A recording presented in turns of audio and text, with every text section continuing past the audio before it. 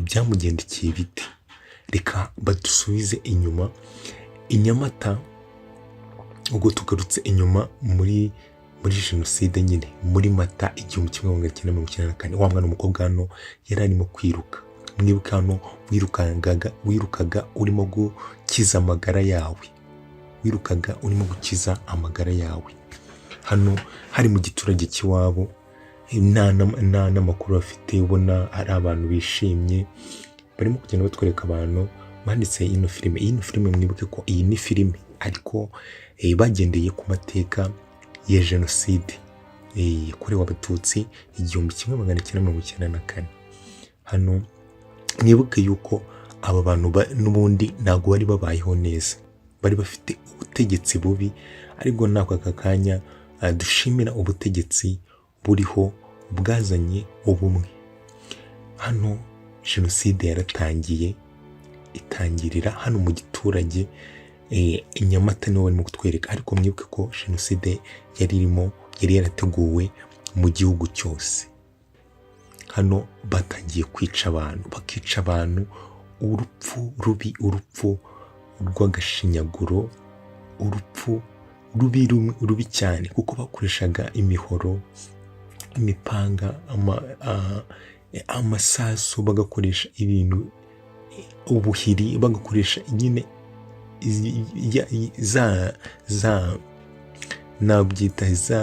bya bikoresho bya gakondo. Hamwe wica umuntu ukamwica nabi. Hano abantu bari babaye inyamaswa, wa mukobwa hano yaraje hano aza yihisha, handi wihishaga ukihisha ukagira ngo naho wihishe hari umuntu uri kugirire nabi, wabaga ufite ubwoba. Hano umukobwa yakomeje gukiza amagara ye, ageze hano akandagira ikintu ariko ntagashobora kuvuga. Hamwe wahuraga n'ikibazo, hano ikintu cyamwinjiye mu kaguru, ariko aracicika, hamwe wariraga amarira ndetse ukarira ku buryo utanabasha no kurekura ijwi. Hano ikintu cyamwishe mu kaguru, arihangana, arangije akivanamo, ariko ntiyabasha kurira. Akenshi niyo unarize ukarekura ijwi hari ukuntu wumva uruhutsemo, ariko iki gihe cyari igihe cyo gukiza amagara, aho wariraga ukamira mu nda. Byari ibihe bigoye. Noneho jenoside yabaye mu Rwanda, yabaye n'igihe kinini pe. Baravuga ngo ni iminsi ijana. Ibaze iminsi 100 abantu barimo kwica abandi. Ibintu byari bibabaje cyane. Iminsi 100 abantu barimo kwica abandi. Iminsi 100 abantu barimo guhunga, nta kintu kibi bakoze, barimo kuzira uko bavutse gusa. Hano umwana w'umukobwa yarakomeje akiza amagara ye, ariko batwereka mu giturage abarimo kuraswa, abarimo gutemwa. Nyagasani, ibi bintu byari birenze ukwemera,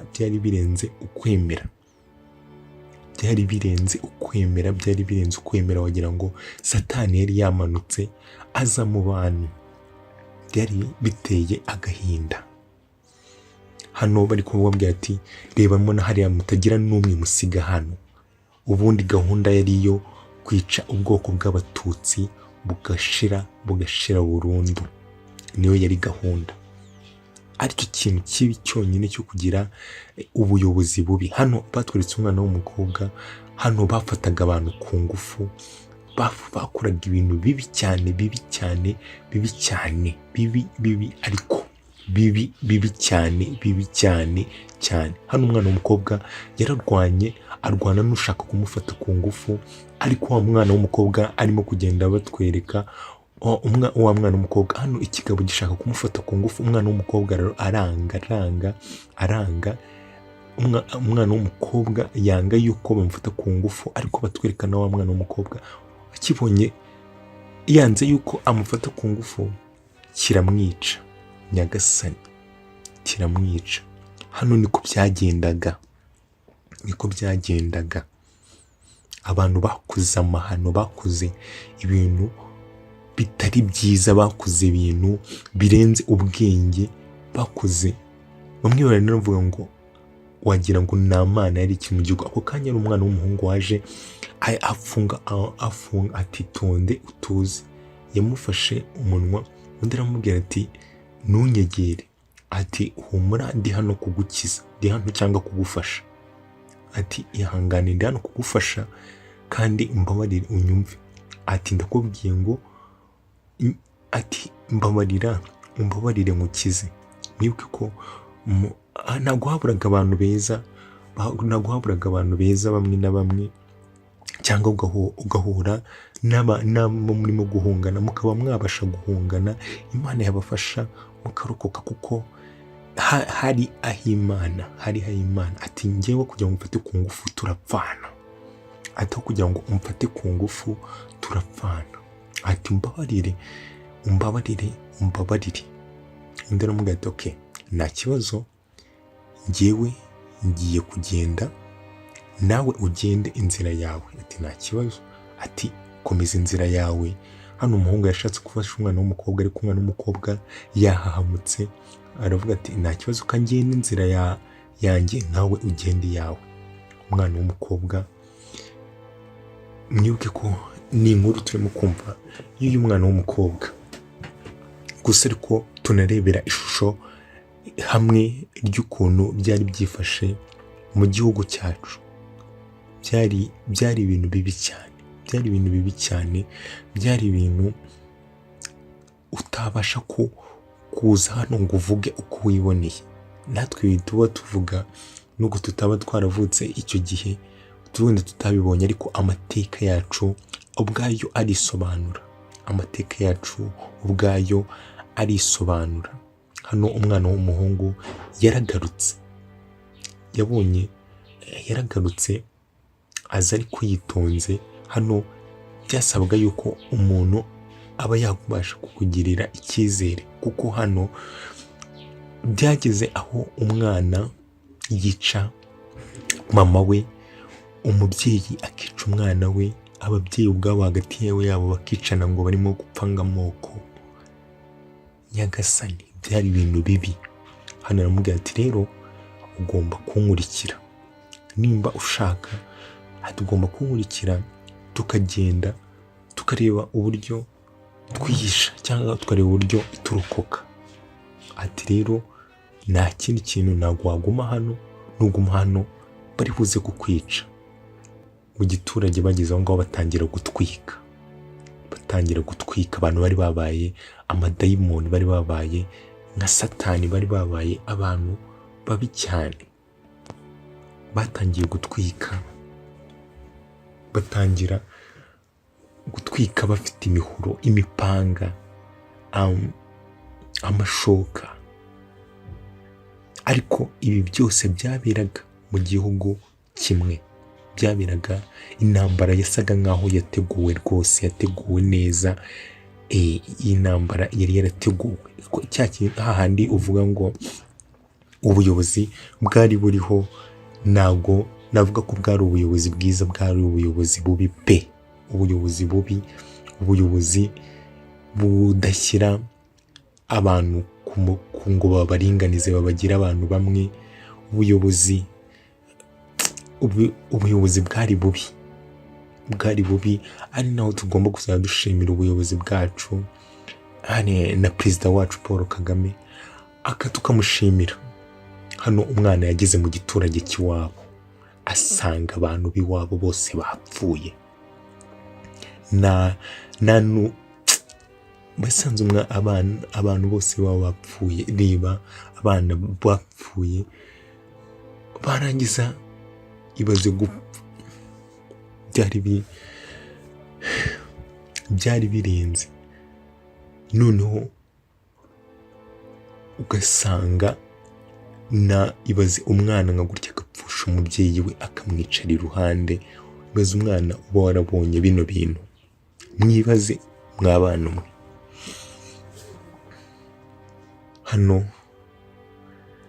umwana w'umukobwa yageze mu giturage cy'iwabo, asanga igiturage cy'iwabo cyose bagishyize hasi. Abantu babishe noneho urw'agashinyaguro, urupfu rumwe rubi cyane. Umwana biramurenga, arangije yabonye hano byari biteye agahinda. Hano yaraje abona musaza we, ati Munyagasani, ati ibi ni ibiki koko bakoze? Ati ibi ni ibiki bakoze? Noneho ibi ni ibiki bakoze? aba bantu ni ibiki bakoze? Aba bantu ni ibiki bakoze? Undi amuga ati ceceka, hano warariraga ukarira, ariko ukarira. Ati ceceka, nyamara nukomeza kuvuga cyane, ati natwe baraza batwice. Ati ceceka, ati ceceka, ati ahubwo haguruka tuhunga. Ati uyu nguyu ni musaza wanjye, ndebera n'ukuri kw'Imana yo mu ijuru. Ati uyu ni musaza wanjye.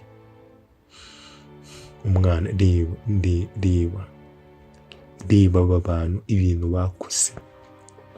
Abantu baragiye bahinduka inyamaswa, ariko n'iminsi yagiye yicuma, ariko abantu bagakomeza kumva banyotewe no kwica amaraso. Dore icyo bita rero ijoro ribara uwariraye. Iki nicyo bita ijoro ribara uwariraye. Guhunga uhungisha amagara, guhunga nta kintu kibi wakoze, guhunga uzi ko usigaye wenyine, famiye yawe bayishe, guhunga uzi ko urimo guhunga igihugu cyawe, igihugu wavukiyemo, si n'ayandi mahanga, guhunga uzira ubuyobozi bubi, guhunga uzira abantu babi. Undi hano yakomeje kumubwira ati ihangane, ndimo kumva ibihe urimo gucamo. Ati ndimo kumva ibihe rwose urimo gucamo. Ati ndimo kukumva neza cyane. Ati ndimo kukumva neza cyane. Ati kandi ubu nanjye ndimo kwibaza, ati se njyewe hari abanjye baba barokotse? Ati ndimo kubyibaza. Ati kuko aba bantu barimo kutwita inyenzi. Ibaze abantu bicaga abandi barimo kubita ngo ni inyenzi barimo kwica. Ibaze, ese wowe Mana y'isi n'ijuru, ibaze kubona abantu barimo kwita abandi inyenzi, ngo barimo kubica, ngo babona ko atari abantu nkabo. Ibintu ahantu byari bigeze. Ibaze ni ukuri kw'Imana mu ijuru. Umuntu agahunga, arimo guhunga umuturanyi batizanyaga, basabanaga umunyu. Umuntu agahunga arimo guhunga umwana we. Umuntu arimo guhunga umuyobozi we wamuyoboraga. Umuyobozi arimo guhunga umuturage we. Ibaze.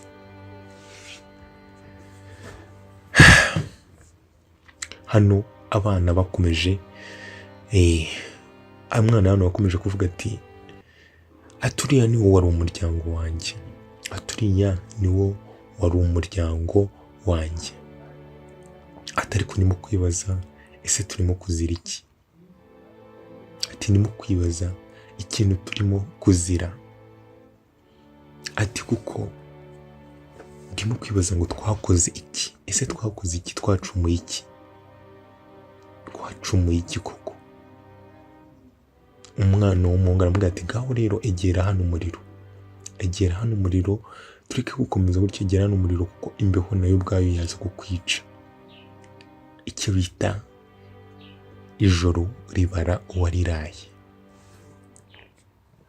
nituzajya tumenya amateka, cyane cyane amateka y'igihugu cyacu, tujye tuyubaha, tujye twubaha amateka y'igihugu cyacu, tunabashe kuyigiraho.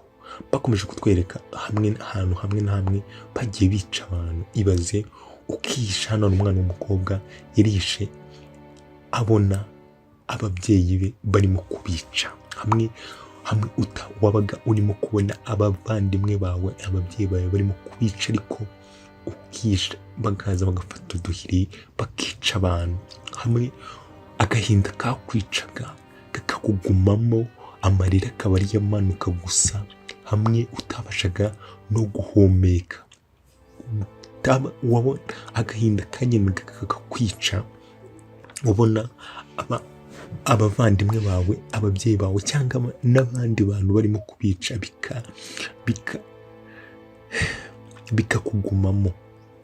bikakugumamo handi wavugaga hamwe watabaraga ubuzima bwawe, ariko kandi ubona n'ubwo abandi abantu ukunda barimo kugenda. Hano ababyeyi bose barabishe umwana hano, ariko ugenda bavuga ati tujye no ku rundi rugo. Ibaza abantu ukuntu byari byagenze. Aba bantu bari babaye iki? Aba bantu ese Mana ni hatari. Hano umwana w'umukobwa yakomeje kuba ari hano, ageze hano yumva arakomeza ararira, ariko hahandi urira ijwi nirisohoke, arira ijwi nirisohoke. Hano mwibuke ko hari abarimo kugenda nabo bashaka aho bahungira. Wa mwana w'umukobwa na wa mwana w'umuhungu barimo kugenda hano, barangije baraza babona hano umwana w'umukobwa, wa mwana w'umukobwa arimo kurira, narimo no kureba, aranya ati bite, arikanga ati bite, ati gwino hano, ati gwino, baramuhamagara ati wigira ubwoba, ati gwino vuba vuba, ati gwino. Hano wabonaga, hano ni handi wabonaga na mugenzi wawe, ukaba uvuga ati mbonye umuvandimwe, umuntu duhuje ikibazo. Ati arangije arababwira ati hano ni mu rugo iwacu, ati abantu bose barabishe, ati muze. Hano umwana w'umuhungu yakomeje kubitaho, ariko ndebera ni ukuri kw'Imana Nyagasani. Hano umwana w'umukobwa yaraje abona ababyeyi be bapfuye, abona papa we yapfuye. Ibintu byari biteye agahinda, n'umubabaro, byari birenze ibitekerezo bya muntu. Iyi jenoside yakorewe abatutsi mu 1994 ntimukegeranye n'izindi ntambara. Urabona izindi ntambara zabaga wenda ari iz'ibihugu abantu, ariko hano ni hahandi abanyarwanda, reka mbivuge gutyo, abanyarwanda, hahandi nyine abenegihugu, abantu bavindimwe, abantu bafite ubwenegihugu, nyine abantu navuga ngo abantu bo mu gihugu, cyangwa abantu bavuga ururimi rumwe, aribo bishe abandi bavuga ururimi rumwe,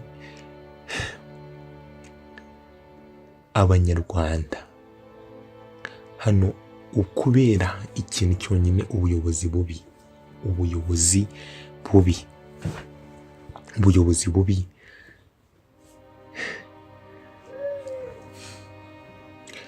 nyamara tujye dushima leta yacu, leta yatugaruriye, kuko leta yakoze ibintu ibaze guca. Hano umwana w'umuhungu yaraje asanga no mu nzu abantu bose babishe.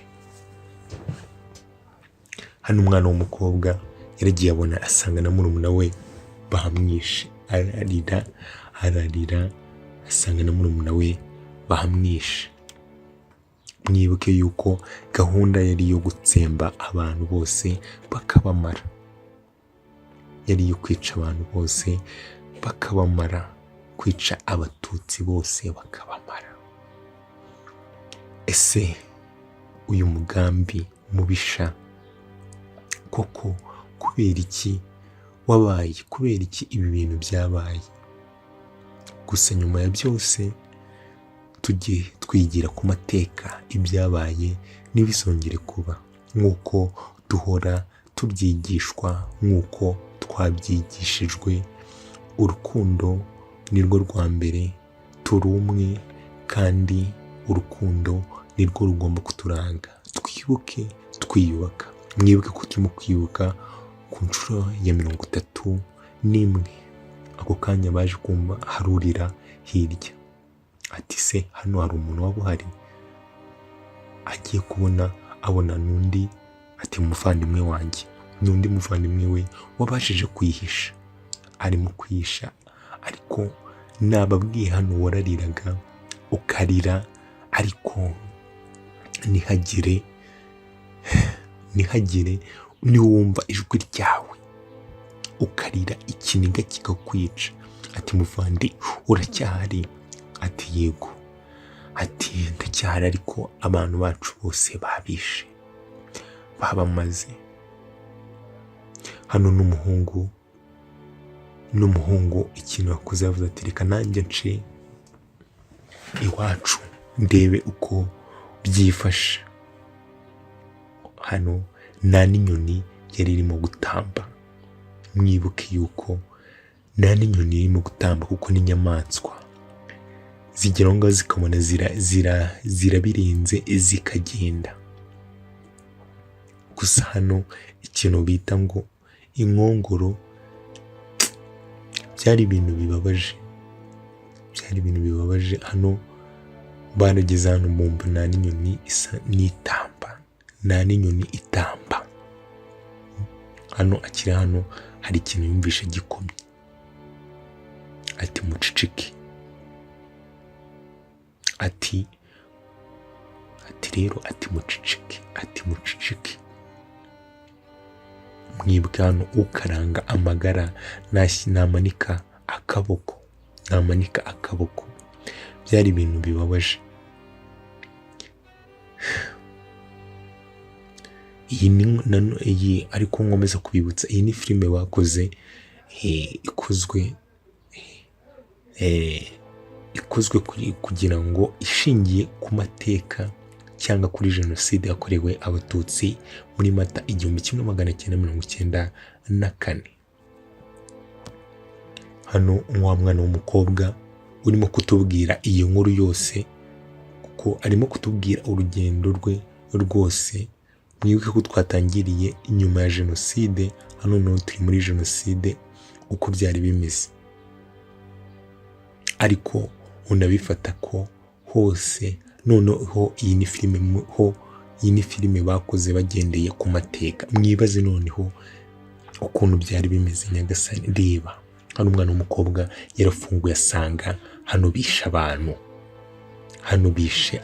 Umwana w'umukobwa ati cicika, ati mbabarira ucicike. Umwana w'umuhungu arangije ati hano warahahamukaga, hamwe wabonaga ibintu bikakurenga,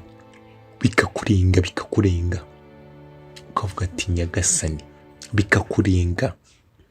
Umwana w'umuhungu yarinjiye, basi wenda niwe usa nkaho nyine ufite ku mutima ukomeye, ariko hano nta mutima n'undi ukomeye wabaga uhari. Hano umwana w'umuhungu yaraje abona papa we bamwishe. Umwana w'umuhungu yaraje abona papa we bamwishe. Hano umwana w'umukobwa we byaramurenze. mwibuke ko twatangiye anavuga ngo ati ibintu nabonye aka kanya ntabwo bimva mu maso n'igihe mbona nsa nkaho nyibirimo, cyangwa nkabona bisa nkaho bimaze kuba aka kanya. Abantu baragiye nyuma ya jenoside barahamuka bitewe n'ibintu babonye, bitewe no kubura ababo, bitewe abantu baragenda bamera nabi ku buryo ariyo mpamvu tugomba gushimira leta yazanye abantu yagiye bigisha, isa nkaho ibasubiza ku murongo, igihugu iragenda ikigira neza. Ubu ngubu turi mu gihugu cyiza cy'u Rwanda kimeze neza, igihugu navuga aka kanya noneho gitemba amata n'ubuki, naho mbere rwose barabeshyaga. Hano hari umwana w'umukobwa wari uri hano ati mbabarira ntunyice, undi aravuga ati ihangane ntabwo ngenje kukwica, nahumura. Ndagira ngo hano turi abantu batatu, hano bafite abakobwa batatu, ndagira ngo uze nawe utwiyungeho, ati hoya, ati se nabwirwa n'iki ko nawe utagiye kumuhotera, ati hoya, ati gwino nawe uve hano, ati ntabwo uri bugume hano ni umwana w'umukobwa, ati mbabarira uze hano. Kumbe hano ni urugo rundi bari baciyeho, cyangwa n'umwana w'umukobwa wari waje kurwihishamo. Ati gwino tugende, umwana w'umukobwa nawe aramufata aramujyana. Nakubwiye ngo abantu bagiye batabara abandi ku buryo usanga ari umuntu uvuga ngo uno muntu yaranabaye. Hano rero yaraje afata wa umwana w'umukobwa ageze ahangaha, abona nimba ari papa we, araza ararira.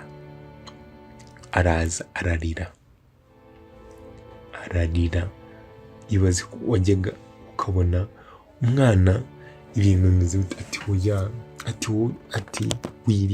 ati wirira, handi wabuzaga umuntu kuririra uwe kugira ngo adasakuza namwe bakaba babica. Ibaze ahantu byari bigeze. Ibi bintu byari birenze ukwemera, bagenda batubwira amateka bikaturenga. Abantu batatinyaga kwica abantu ngo babicire no mu rusengero. Ibaze, hari naho numvishe ngo hari n'abamansera, abantu tuzi abamansera tuba tuzi ko ari abantu b'Imana, ari abantu b'iki, ati hano bagakora nyine amahano, aribyo nashaka kubabwira, bagakora amahano bagatanga abantu cyangwa bakababwira ngo nibasohoke. Hano yabaramubwira ati Keza haguruka tugende, ntabwo twaguma hano. Keza we yari yahamutse, mwibuke ko yavuye mu giturage cy'iwabo na bose babishe. Hano abicanyi bazaga bavuga ngo u Rwanda ku bw'abahutu. Ibaze ngo u Rwanda ku bw'abahutu, niko abicanyi bazaga baririmba ngo noneho ngo bariya bose ngo ni inyenzi, ngo u Rwanda ku rw'abahutu ngo abandi bose ngo ni inyenzi, cyangwa kuvuga ngo abatutsi ni inyenzi. Hano babakobwa baraje barihisha, barangiza baraza abicanyi bafata umwana ati mumbabarire, atoya ugomba gupfa, atoya mumbabarire, ati ugomba gupfa, ceceka, ati u Rwanda ku rw'abahutu. Bagakomeza bakavuga icyo kintu ngo ya ugomba gupfa.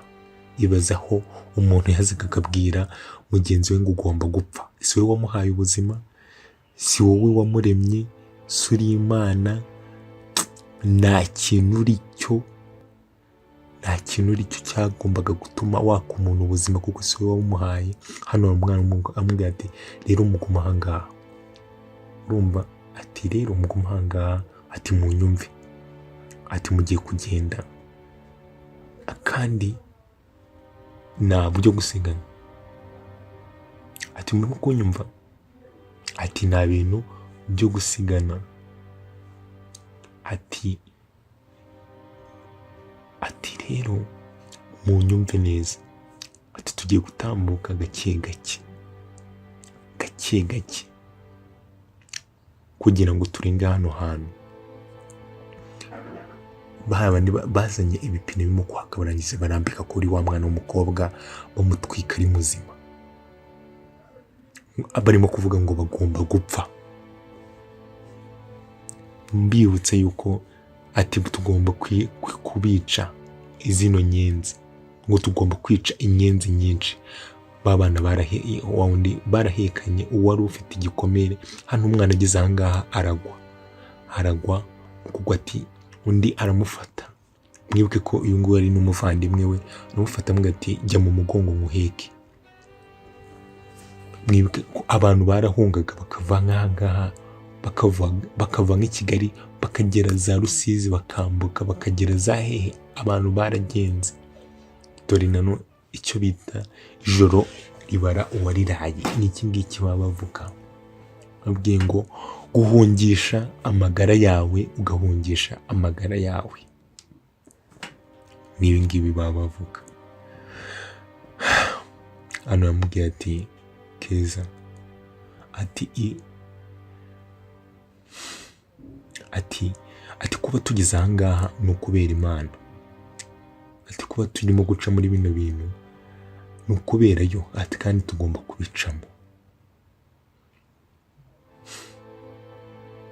Ati iyi Mana ntekereza yuko ibi bintu byose tuzabicamo, tukongera tukagira ubuzima bwiza, ndetse tukabaho neza.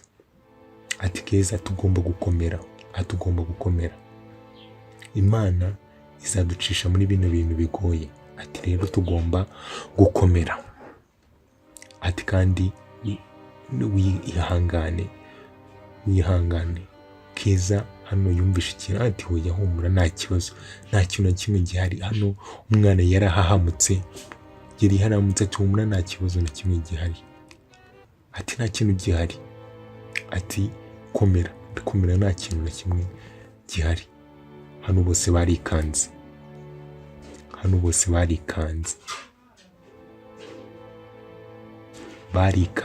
Ese ni bande bumvishe? Hano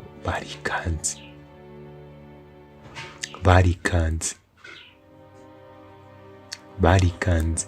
Mwibuke ko iyi ntambara uko yabaga hose, ni gutya uduce twose two mu gihugu twinshi, ariko uduce twose ni kuba ko iyi jenoside yarateguwe, niko hose byabaga bimeze. Abantu bose bari bahangayitse, abantu bose bari barimo kwicwa. Amateka hano baraje barazimya. Hano byari ngombwa yuko muzimya kugira ngo hatagira n'ikintu na kimwe kigaragaza yuko hano hari abantu. Barazimisha, bari barimo kumva ba bantu baraje barazimya.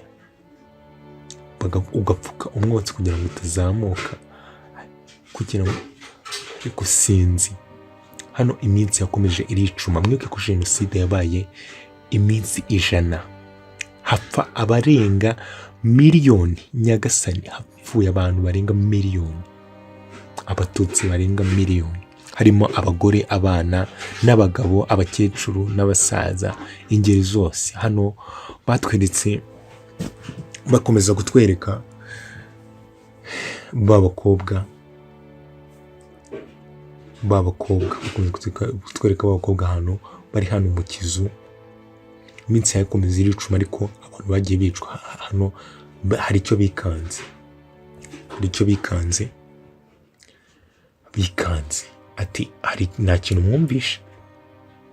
Ati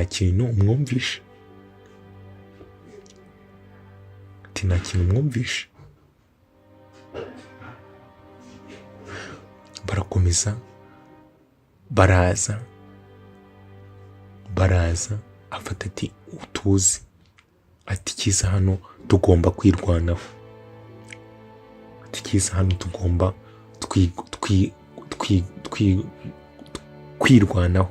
kwirwanaho. Arangije afata igiti.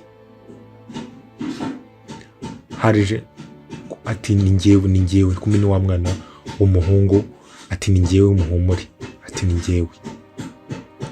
Ati ati ni njyewe muhumure. Ati se waba ubonye ubufasha? Ati ubonye ubufasha bw'umwana w'umuhungu? Ati nta bufasha mbonye. Ati nta bufasha buhari nyagasani. Ati nta bufasha buhari. Ati nta bufasha buhari pe. Ati se noneho tugiye gukora iki? Ati tugiye gukora iki? Ati rero tugomba gushaka plan B.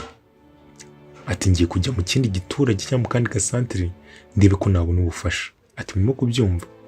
Ati ngiye kujya mu kandi gasantere ndebe ko nabona ubufasha. Akobwa rero natoya ntabwo wakongera kudusiga hano. Ati munyumve nta kintu muri bube ndi buzi. Ati hoya ntabwo twakongera gusigara ngaha. Ati ariko munyumve. Ati kujyana niko twese dupfuye twapfira hamwe. Ati mwege muguma ahangaha, hano hantu ashobora kuba hatekanyemo gakeya. Ati muguma ahangaha. Ati muguma ahangaha njyewe ndahita ngaruka. Ati ngiye gushaka ubufasha ndahita ngaruka. Ati murimo kunyumva? Ati yego. Ati guma ahangaha rero. Ati muguma ahangaha. Wa muhungu aterura cya giti nawe cyo kugira ngo aze kwirwanaho nagera ushaka arangije areba wa mwana w'umukobwa aramubwira ati ndi bugaruke. Ati ndagaruka.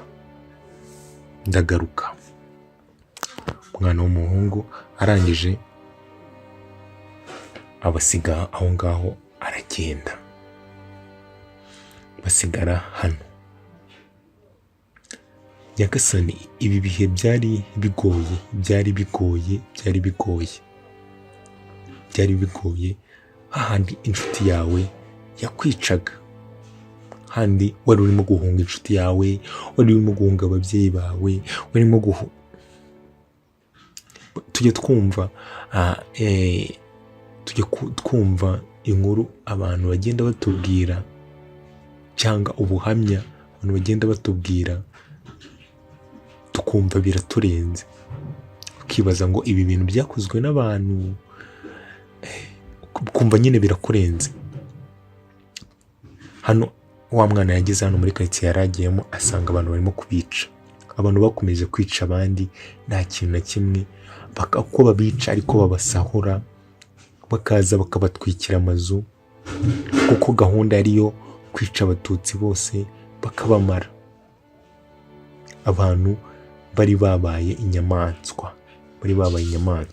Ati bakomeza kuvuga rya jambo ati u Rwanda ku rw'abahutu.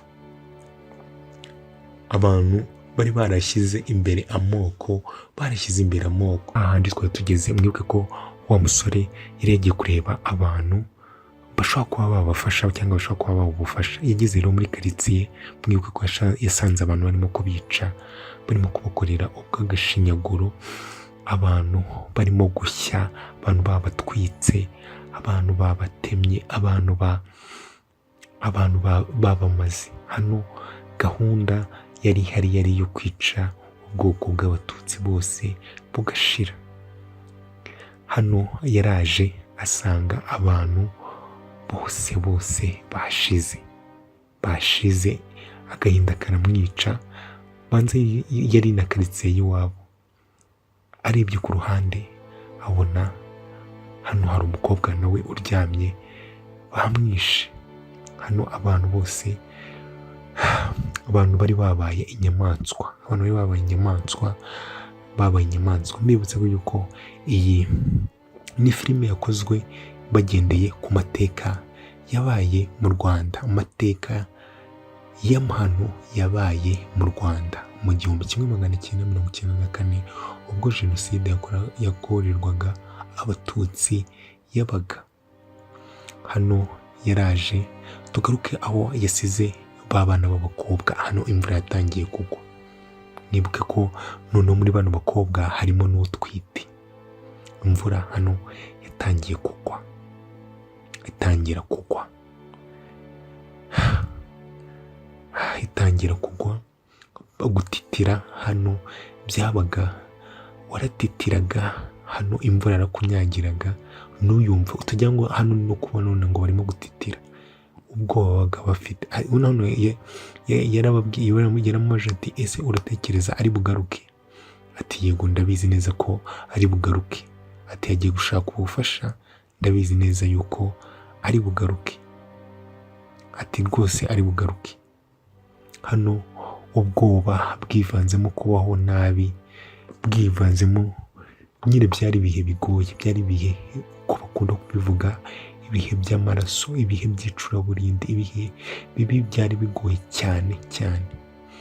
Hano bakomeje barimo kwibaza kuri uwo musore ati ese kuko ari buze, bakomeza ati rero ntabwo rero tugomba kuba twava hano, ati ntabwo twava hano, ati se urumva umeze gute? Undi azunguza umutwe, nyine hari ukuntu ubona ukabona ibintu byakurenze, ukabona ibibazo byakurenze. Iyi ni intambara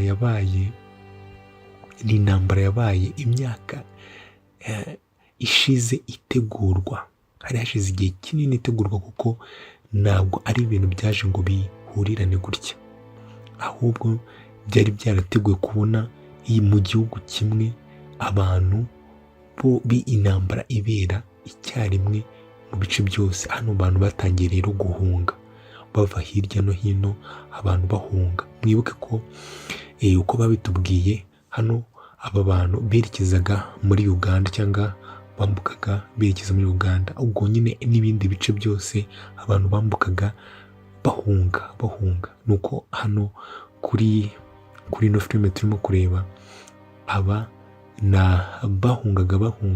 bahungira Uganda. Hano hari bakobwa bafashe umwanzuro wo kuvuga ngo reka tugende, bari bumvishe nyine abantu, barebye babona abantu barimo guhunga, ati rero bano bantu nta kibazo, reka twabakurikira tukajya aho barimo kujya, kuko babonaga nyine ari abantu barimo guhunga kandi natwe turimo guhunga. Ati rero tugende tubakurikire tujye ahantu barimo kujya, ati tujye ahantu barimo kujya, ati mubanguke twerekeze ahantu barimo kujya. Barangije barazamuka kugira ngo nabo bajye mu murongo w'ahantu barimo kujya, mu murongo w'ahantu barimo kujya. Ibintu byari bigoye, uzi kwirukanka, uzi ko nta kintu wakoze urimo, byari ibintu nyine bibabaje biteye agahinda. Hano hari abo babonanye, ni gutya wageraga gutya ugahura n'umuntu wawe, ati umeze gute? Ati ntabwo meze neza, ati urabona ko iyi situation cyangwa ibintu turimo ntabwo byoroshye, ati ese abandi bari he? Ati bose bapfuye, ni njye usigaye njyenyine, ati ihangane, ati komera, ati rero use murimo kujya he? Ati hirya hari urusengero batubwiye ngo niho hari amahoro. Ati mwibuke ko hano abantu benshi bahungiraga mu nsengero, bagahungira mu nsengero, ariko amateka tubwira yuko no mu nsengero rwose abicanyi batatinye kwica abantu, ngo batinye Imana, ngo bakomeje bica abantu kugeza n'aho hari abapadiri, abapasiteri bagiye batanga abantu, babandi bagusengeshaga akaba aribo bagutanga, wa wundi wajyaga gusaba penetensi akaba ariwe ugutanga.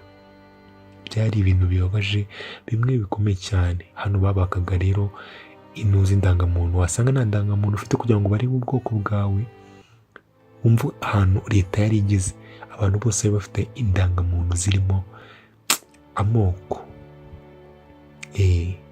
Hano bakwaka indangamuntu yawe, babona nawe ifite kugira ngo bakagucisha ku ruhande bakagira. Bivuga ko n'abantu bicaga abantu babahoraga ubusa cyane, kuko impamvu warebaga abandi bantu ukareba abandi ni uko wamuzizaga nyine ubusa, kandi kuko wabonaga ari mugenzi wawe, umaze kubona umuntu ukabona muhumeka kimwe, mugira kimwe, ariko ukifata ukamwica. Hano rero haje kuba intambara, barangije bahita bafata ba bantu bose babamanjiramo amasasu. Nyagasani, bose abahunga barahunga, abo barasa barabarasa. Hano interahamwe zaragiye zikora ikintu bita ibintu bitabaho, zikora ubwicanyi bw'indengakamere. Zakoze ubwicanyi bw'indengakamere. Iyi jenoside nk'uko twagiye tubyigishwa yarateguwe maze ishyirwa mu bikorwa, maze bakazajya barasa bavuga ngo twebwe turi abahutu. Ibaze, mukica abantu mutigeze murema, mukica abantu. Byari ibintu nyine biteye agahinda kandi bibabaje cyane. Rero ba bakobwa bakomeje kwerekeza, ariko mwibuke ko Keza we yari yaratsikiye, twarabibonye mu gice cya mbere, yari yarakandagiye ikintu cy'icyuma kiramukata. Rero hano harimo n'umuntu utwite, harimo n'umukobwa utwite cyangwa wenda umudamu utwite. Hano barakomeje berekeza y'ibihuru cyangwa yerekeza y'amashyamba, imisozi. Abantu buriye imisozi, abantu barahungaga. Urabizi ko ukaranga amagara namanika akaboko, rwose. Baraje hano bananiwe. Mwibuke ko uyu wari ubaye umunsi mwinshi cyangwa umunsi w'igihe kinini. Hano arebye abona hirya, arareba ati muri muzi, ati murebe hariya. Barangije babona inzu, ati mwabonye inzu, ati murebe hariya, ati ngiriye inzu. Ariko kwihisha mu nzu byabaga nyine, ati se turajya mu nzu, ati wamenya ari iki, ati ariko nyamara dukeneye kuruhuka, ati twagenze cyane, dukeneye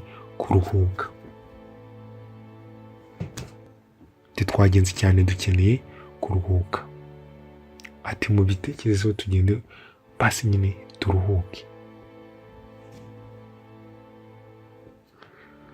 Barangije Keza arahaguruka, bose nyine barahaguruka.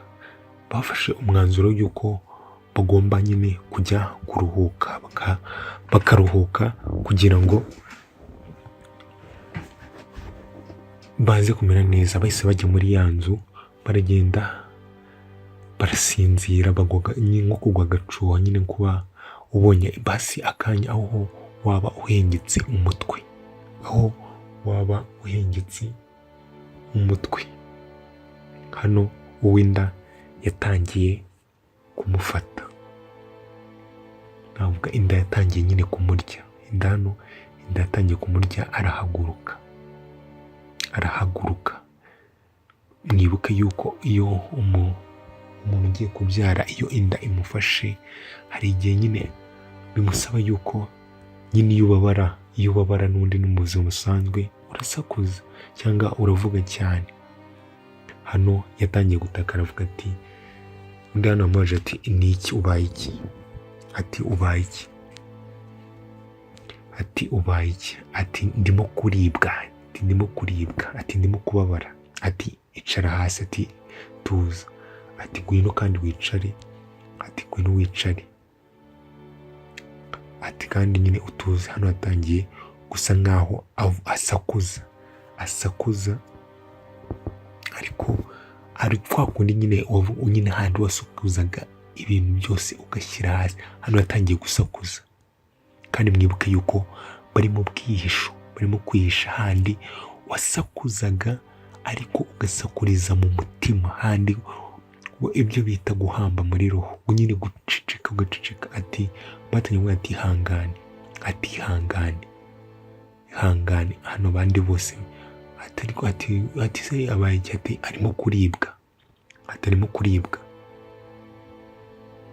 arimo kuribwa, ati ceceka.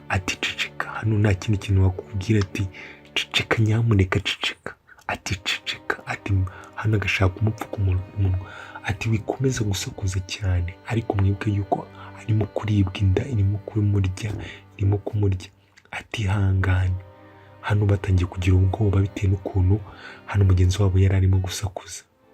Hariya hari uwicaye yatuje, atangiye gusa arasakuza cyane, ati ariko se ntabwo ushobora guceceka, ati yewe arimo kubabara. Hano batangiye kugira ubwoba, ati arimo kubabara cyane. Hano bakomeje kumubuza kuba yasakuza, arangije arasakuza ati tubabarire basi uceceke, ati gabanya, ati ceceka nyamuneka, ati ceceka, ati komeza wihangane. Hariya ariko undi aracecetse nyine aratuje, ariko uno yakomeje gusakuza, kandi gusakuza kwe arangije arasakuza. Ati wamubwiye agaceceka, atarimo kubabara, rega arimo kubabara. Arangije bavanayo igitenge baramufubika cyangwa baramworosa.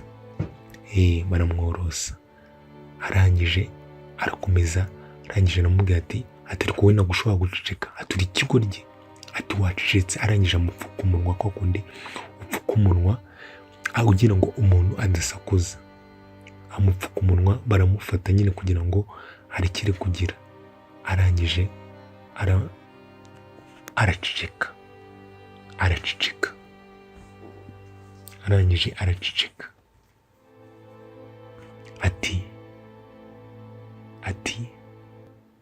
Ati wari uzi n'ikindi, ati uramwishe Nyagasani. Kwa kundi bamubuzaga hano, bamubuzaga nyine kuba yamubuza guceceka, yamubuza gusakuza, byarangiye umukobwa ahapfiriye.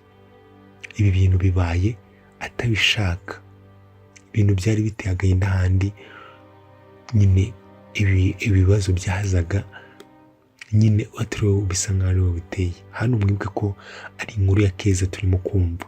Ati uwo munsi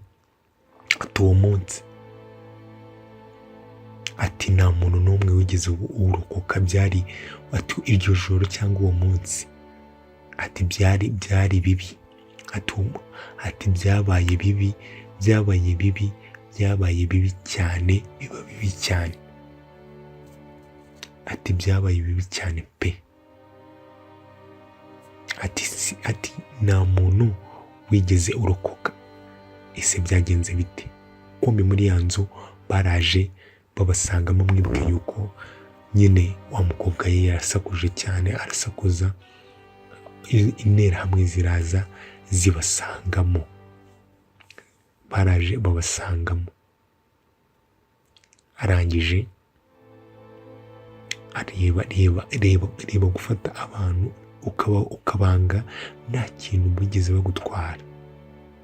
Ati mwebwe, ati ngwino hano, ati wowe ngwino hano, ati ndavuze ngo ngwino hano Nyagasani, ati ndavuze ngo ngwino hano, ati kandi banguka. Umukobwa aza n'ubwo wabwize. Ibi bintu byose birimo kubera muri ino filime ni ibya nyabyo, byarabaye, birishingiye ku nkuru mpamo. Abantu bakoze amarorerwa, bakoze ibintu bitari byo. Arangije aramufata, aramubwira ati ndabanga. Ibaze kwanga abantu nta kintu bagutwaye, ati ndabanga. Abantu bari bafite urwango rumwe rukomeye cyane, abantu bari bafitiye abandi urwango rumwe rukomeye cyane. Arangije aramujyana, ntabwo yigeze amwica. Arangije aramujyana, maze Nyagasani batangiye kumva induru ya wa mwana w'umukobwa bajyanye. Muri make baragiye bamufata ku ngufu, abantu bagiye bafata abandi ku ngufu, baragiye bamufata ku ngufu. Hano urarira ukarira, ubuzi ko ari wowe ugiye gukurikiraho, uragenda ukarira ukarira ukarira ukarira. Hano noneho hari n'uwo byanze byageraga aho ngaho kuvuga bikanga, ururimi ntirusohoke mu kanwa, ntirusohoke mu kanwa, ururimi ntirusohoke mu kanwa. Wa mukobwa yavuyeyo, wa mukobwa yavuyeyo nyine bari bamufashe ku ngufu, bari bamufashe ku ngufu. Byari agahinda, byari biteye agahinda, byari biteye agahinda n'umubabaro. Byari ibihe by'icuraburindi. Satani yari yamanutse mu bantu. Tujye dukomeza dushime aho u Rwanda rugeze. Iyo hataza kubaho leta y'ubumwe, hano umukobwa yari yikubise hasi ahita anapfa. Hano umukobwa yikubise hasi, menya yarahise anapfa, menya yarapfuye. Hano abandi bihebye, abandi byara nyine bihebye, abandi bihebye.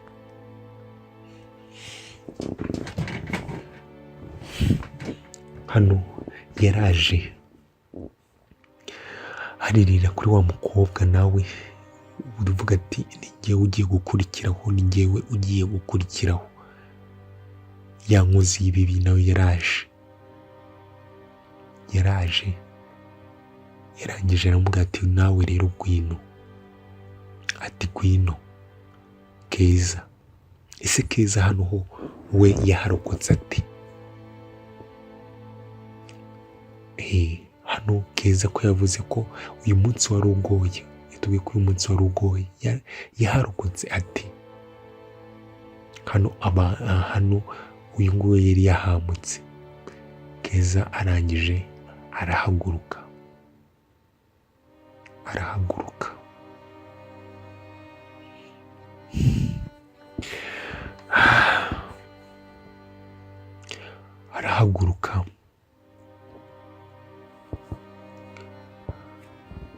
arangije. Kumbi hano nta nubwo wa mugabo ari we wenyine, yaraje amwinjiza amukubita umugeri ibaze. Barangije baraseka.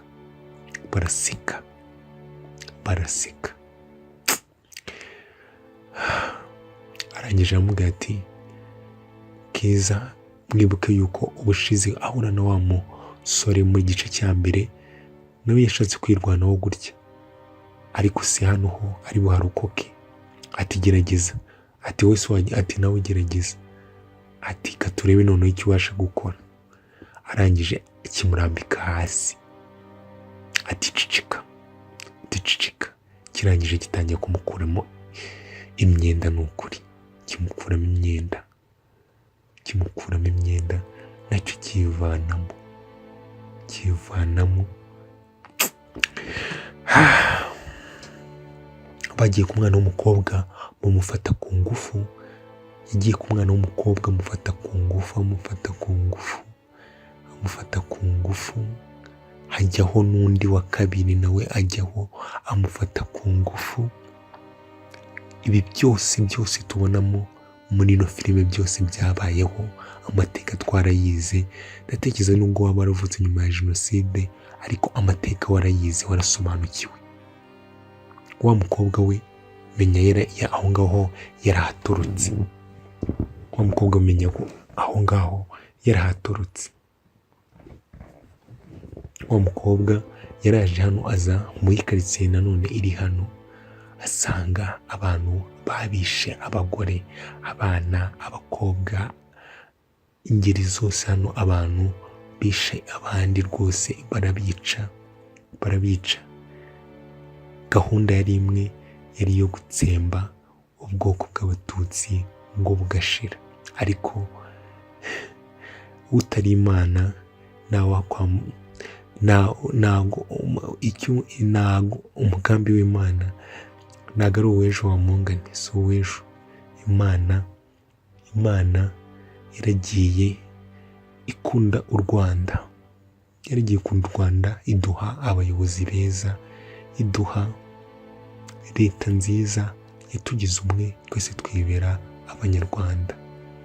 Ngaho ndebera iki gihugu, ndebera iki gihugu cyacu ukuntu cyari kimeze. Abantu baragiye banga abandi ku rwego rumwe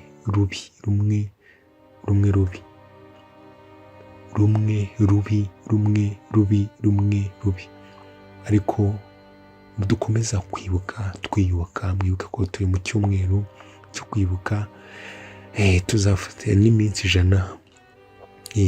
Icyumweru buriya icyunamo kirakomeza kugeza ku minsi 100. Jenoside yabaye iminsi 100. Ibaze iminsi 100 abenegihugu barimo kwica abandi benegihugu. Ibintu bibabaje cyane. Hano kumbi wa mwana w'umukobwa yahuye na wa musore. Mwibuke ko wa musore yari yagiye aje gushaka ubufasha, arangije amubonye araza aramuhobera,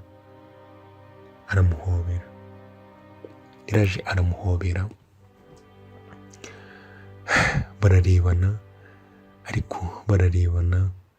Mwibuke yuko hano habaga hashize igihe kinini. Ati se abandi barihe? Umukobwa hano yabuze ikintu avuga. Hano iyo umuntu abuze ikintu avuga wibwira icyo ashatse kuvuga. Ati abandi bose bapfuye. Ese na Keza ko duheruka barimo kumufata ku ngufu byagenze bite? Ati abandi bose bapfuye. Ati ni njye njyenyine usigaye. Nta wundi usigaye. Abandi bose bapfuye. Abantu bagiye babura ababo. Tujye twumva ubuhamya. Ibintu byari bibabaje cyane. Ibintu birenze ubwenge bwa muntu. Aho wumva umuntu w'umugabo akubwira ati ibintu njye nabonye.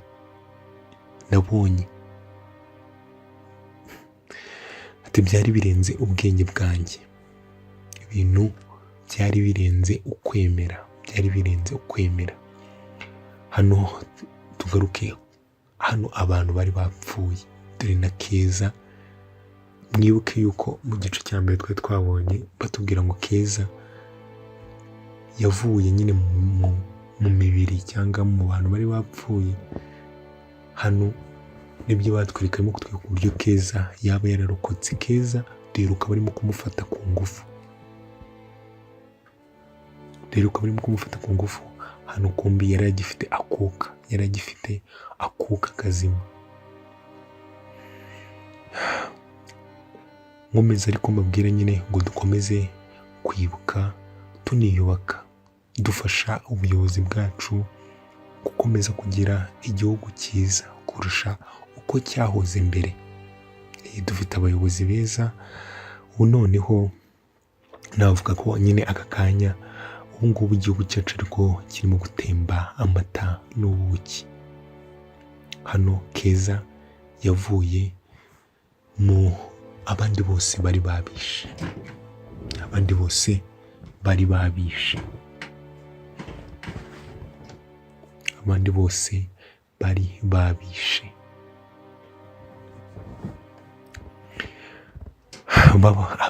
Abo bafataga ku ngufu barangiza bakabica. Abo twumvishe banagaga mu mazi. Abo ni ibintu byinshi twumvishe. Impfu nyinshi zari zigiye. Urupfu rwose ni urupfu, ariko hari impfu. Ibaze gufata umwana w'uruhinja ukamukubita ku gikuta. Bagiye gufata umubyeyi wabyaye ukamubaga ukamukuramo umwana, warangiza nawe ngo ukamwica. Nyine byari ibikorwa bya kinyamaswa, ntabwo byari ibikorwa bizima. Byari ibikorwa bya kinyamaswa. Rero umuntu wese uri hirya no hino utari mwiza ku gihugu cy'u Rwanda akaza apfobya Jenoside, akayipfobya, uwo muntu n'Imana ntabwo igomba kumubabarira, kuko ibyabaye ni ibintu bigaragarira amaso. Ahubwo icyo tugomba gukora ni ukwigira ku mateka, tukigira ku mateka. Hano Keza yaje arimo kuvuga ati gukira kwanjye cyangwa kuva aho ngaho, kurokoka kwanjye kw'aho ngaho byari ibintu nyine byari bikomeye, byari ibintu bikomeye, byari ibintu bikomeye. Yaje yanegekaye ari atazi aho ajya, atazi nyine. Hano byabaga byakurenze, hano ubundi wabaga wapfuye.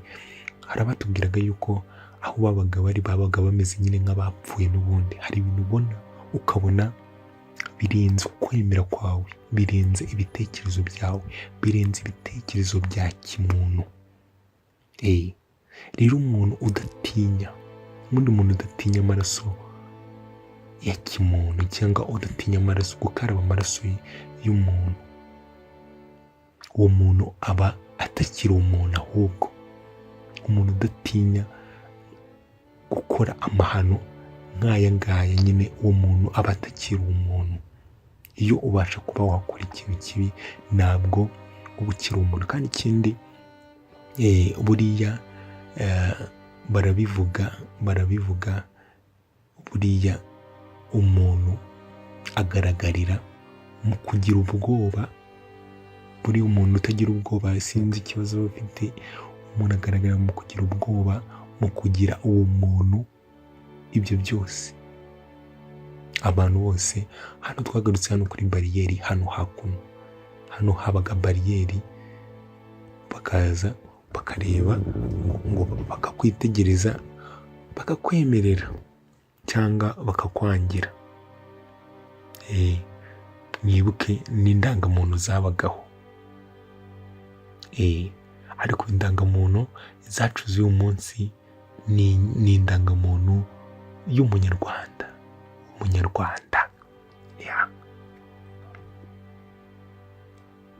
Hano wa mwana w'umusore nawe yaraje, arangije duheruka ari kumwe na wa mukobwa, niwe duheruka bari kumwe, ari kumwe na wa mukobwa, nibo tubaherukana. Arangije aza hano umusirikare cyangwa abase kumuhamagara aramubwira ati ndashaka rero ko hari umukobwa nshaka yuko dutambuka. Ati mfite amafaranga, ati ndayaguha, ati mfite amafaranga ihangane ndayaguha. Arangije ngiye kumubwira ati nkeneye yuko atambuka, nkeneye yuko atamuka. Ati undi umusirikare banza yaramwemerera, arongera aramubwira ati ngaho mubwire aze. Arangije aramubwira, araza umwana w'umukobwa, ati banguka. Barangije baraza bacaye ku basirikare, babacaho. Arambwira ati uyu nguyu mwitegereze. Umukuru wabo aramubwira ati mwitegereze uyu nguyu. Ati n'uyu nguyu kandi mumwitegereze. Bageze aho ngaho barabatangira, nyagasani, barabatangira. Ati uyu nguyu ni umututsi nyagasani. Ati ceceka aho ngaho. Ati n'uyu ni umututsi. Ibaze barangije barabafata. Sinzi nimba hano bari buharenge. Ibintu byari bibabaje. Baragufataga bakagutandukanya n'inshuti, byari ibintu nyine bibabaje. Byari ibintu bibabaje cyane ariko cyane. Maze barangije bararashe wa mwana w'umukobwa, n'undi n'uyu muhungu nawe baramurasa. Ntabwo bigeze barenga aho ngaho. Abantu bari babaye abagome byarangiye. Abo ngabo ntabwo bigeze barenga aho ngaho. Keza we yaraje, abantu bose bapfuye, ahantu hose hari imirambo, ahantu hose hari abantu bishe, abantu banagiye bica abandi, ahantu hose nyine. Iyo barimo kukubwira ubuhamya urabwumva ukavuga ati ese ibi bintu koko, ukumva nyine birenze ukwemera, ukageza nawe uvuga ati ibi bintu koko byabayeho. Ariko murabizi ko dufite inzibutso, birahari, ibintu byabayeho, amateka ni ayacu, ariko tugomba gukomera kandi tukanayigiraho, ubundi tukubaka igihugu cyacu dufite abayobozi beza, dufite perezida wacu Paul Kagame, dufite nyine ubuyobozi bwiza. Perezida wacu yadushyiriyeho ndi umunyarwanda, adushyiriraho ibintu byinshi. Ubundi wa mugani iki gihugu byari kugenda bite iyo twongera kuyoborwa n'abantu babi? Ubu ngubu Imana si twagakwiye kuko tukomeza tukayishimira, kuko ibintu byari byabaye ni ibintu bitabaho. Hano umwana w'umukobwa yarebye ubwato imbere ye, ariko kubugeraho biranga.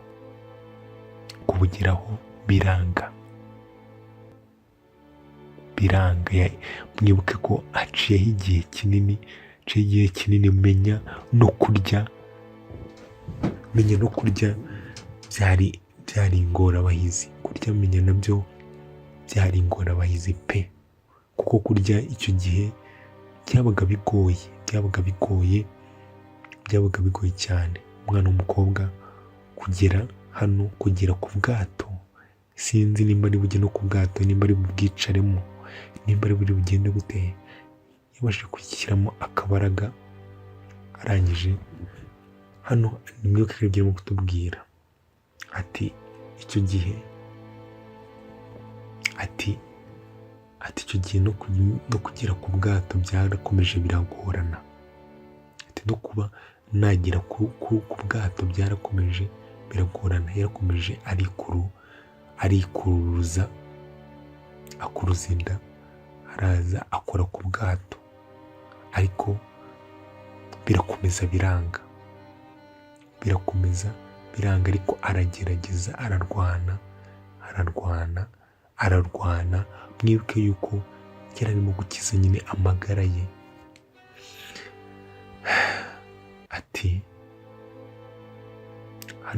Ati se none wabigenje gute kugira ngo ukire cyangwa urokoke? Wabigenje gute kugira ngo urokoke? Ati wabigenje gute kugira ngo urokoke? Ati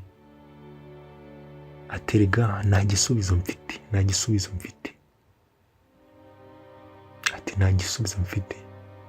Ati kuko nanjye sinzi uburyo narokotsemo pe. Hari igihe nyine ibintu bikurenga nyine bikakurenga. Ati byari bikomeye, byarankomeranye, ntabwo ari ibintu, ibi bihe byari birenze ukwemera. Ati kandi ntabwo na n'ubu niyumvisha nyine ko narokotse. Hari igihe nyine uvuga ati ese biriya bihe byari bimeze kuriya kuko nabashije kubirokoka cyangwa nabashije kubicamo. Mwibuke yuko bagenzi be bose bari kumwe, bose barapfuye, abavandimwe be bose barapfa, ababyeyi be bose barapfa. Nyine hano biragera aho ngaho bikakurenga ati ukumva nyine birarenze. Hano we arimo kubibwira amenya, yaravuze ati ati ibi bintu kuko nyine ihatari byari bibabaje. Tugaruke hano muri Kasensero district nyine ya muri Uganda. Mwibuke yuko ariho batubwiye yuko nyine abantu nyine hari abahungiye. Hano hari uwaje hano yoga mu mazi, arimo kwiyogera biraho ngaho bisanzwe, yoga bisanzwe. Arebye abona imbere ye hari abantu bari baryamye mu mazi. hari abantu baryamye mu mazi. Arangije arahamagara ati Kato, ati Kato, ati ki, ati banguka mwana, ati banguka, ati banguka, hano hari haryamyemo abantu barenze umwe hano mu mazi. Menya wa mukobwa wacu nimba yapfuye. Ati se habaye iki hano? Ati hano habaye iki? Undi arebye hano abantu baryamye mu mazi. Ati hano hari undi, ati hano hari undi, ati hano hari undi. Kumbe wa mwana wacu w'umukobwa yaraje ajya mu bwato buraza buramutembana buza hano ku nkombe. Urebe ukuntu Imana yagiye yitabarira abantu. Ati mufashe, reka nanjye njye gufasha bariya, mufashe nanjye njye gufasha bariya. Arangije araza nyine amukura mu bwato, yamukuye mu bwato. Abandi bari bapfuye, abandi bo bari bapfuye. Menya nawe sinzi, barakwereka haciyeho iminsi, barakwereka wa mwana w'umukobwa Keza hari yaciyeho agahe cyangwa yaciyeho igihe runaka. Arangije abyutse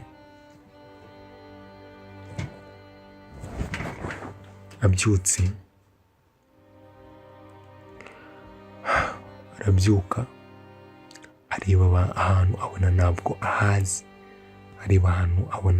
ahazi, ati we, ati uzi ko abyutse areba abantu abona ntabwo abazi. Mwibuka hano turi ni muri Uganda. Ati tuza, ati humura, ati tuza biraza kugenda neza, ati ntabwo uramera neza, tuza, ati tuza, ati buri kintu cyose kiraza kugenda neza, ati humura, ibintu byose biraza kugenda neza. Ati ahangaha ndi ni hehe? Ati ubutonde turashaka kubanza kugushakira ibyo kurya. Ati mama wacu arimo kubitunganya, arimo gushaka nyine. Ariko mwibuke yuko ati reka mpamagare mama abashe kuba yaza akwiteho. Ariko ubona uwitwa Keza nyine ihamuka, abantu baragiye barahamuka bitewe n'ibintu bari babonye. Mwibuke yuko hari haciye n'igihe bamufashe ku ngufu. Hano ikintu bita wagiye waragendaga nyine ukamera nabi. Barakwereka haciye iminsi Keza yaragiye asa nkaho atangira koroherwamo.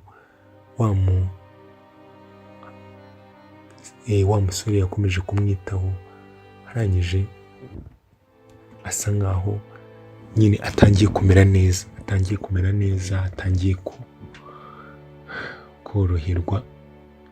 Mwibuke ko iyi ni inkuru Keza arimo kutubwira uburyo yabashije kurokoka. Hano yatangiye kumubwira, ariko akamubwira ati amwereka ibintu byinshi. Ariko hano Keza yatangiye kwishimira uno musore, ati uno musore yaramubwiraga ibintu byose nubwo nabyumvaga. Mwibuke yuko uno musore yavugaga ikigande, ati nubwo nabyumvaga ariko nabonaga ari umwana mwiza, nabonaga nyine anyitayeho. Mwibuke yuko yari amaze igihe kinini abona abantu babi. Ati nabonye ari umusore mwiza. Icyo gihe Keza mwibuke ko bari baramufashe ku ngufu. Yageze aho ngaho aranatwita, aciye igihe kinini aratwita, akomeza kwibera muri rwa rugo,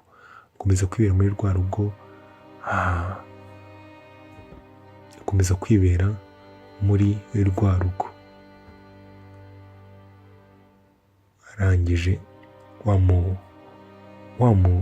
yatangiye nyine, batangiye bisa nkaho byatangiye nyine, basa nkaho nyine bitanyeho, ubona nyine haraje nyine n'urukundo, ubona nyine ibihe byaragiye, atangira nko kumwibagiza nyine, yabashije kuba yamwibagiza ibintu bibi cyangwa nyine gusa nkaho amucisha ati, hano yakomeje kubwira wa mukobwa inkuru, aramubwira ati yari mwiza, yari umwana mwiza, ati yari nk'umuryango wanjye, ati yanyitayeho pe, ati yanyitayeho, yambereye umwana mwiza. Ubwo arimo kuvuga uriya mugabo cyangwa uriya musore wamwitayeho, ati yanyitayeho, ati yambereye byose, ati ni famiye yanjye, ni papa, ni mama. Nibuka ko Keza ababyeyi be bose bari barapfuye, bari barabishe muri jenoside yakorewe abatutsi 1994. rero yari yarabonye basi ubasha kuba yamubera abo bantu yabuze. Yarakomeje hano agahinda karakomeje karamwica, arababara, ararira, ariko nyine byari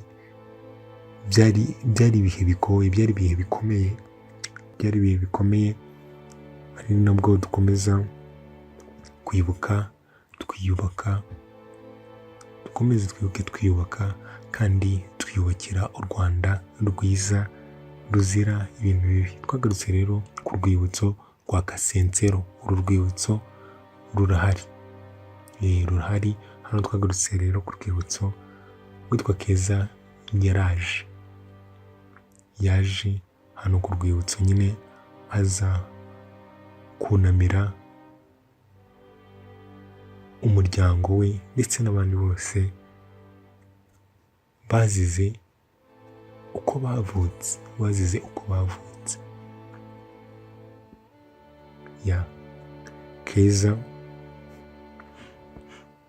Keza hano yaratangiye ararira, ati iyo ngeze hano mba numva hameze